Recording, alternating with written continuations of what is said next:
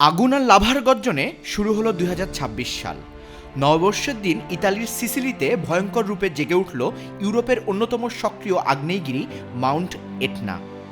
Valley lead ভবের উত্তর ঢালে নতুন করে সৃষ্টি হওয়া একটি ফাটল থেকে উগড়ে পড়তে থাকে গলিত লাভা। পূর্ব ঢাল বেয়ে নিচে নেমে আসে আগুনের স্রোত। চূড়ার ওপর আকাশে উঠতে থাকে ঘন ধোঁয়া আর ছায়ের মেঘ। মাইলোর মতো আশেপাশের গ্রামগুলোতে রাতের আকাশ আলোয় ভরে যায় জ্বলন্ত লাভার লাল আভায়। পরিস্থিতির গুরুত্ব বিবেচনায় ইতালির national institute of geophysics and volcanology aviation রং সংকেত বাড়িয়ে লাল ঘোষণা করে। সতর্ক করা হয় ছায়ের মেঘ ও চলমান অগ্ন্যুৎপাত বিমান চলাচলের জন্য ঝুঁকিপূর্ণ হতে পারে। মাত্র এক সপ্তাহ আগেই প্রায় ৩ দশক পর জেগে ওঠে এটনার নর্থ ইস্ট ক্র্যাটার।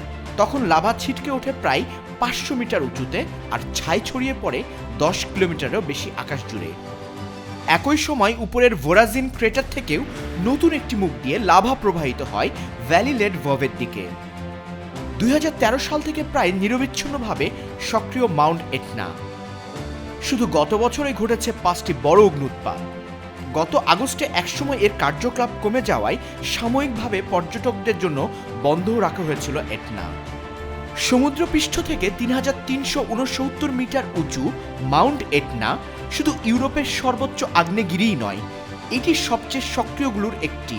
আর ২০২৬ সালের শুরুতেই ফের মনে করিয়ে দিল প্রকৃতির শক্তির সামনে মানুষ কতটাই না অসহায়।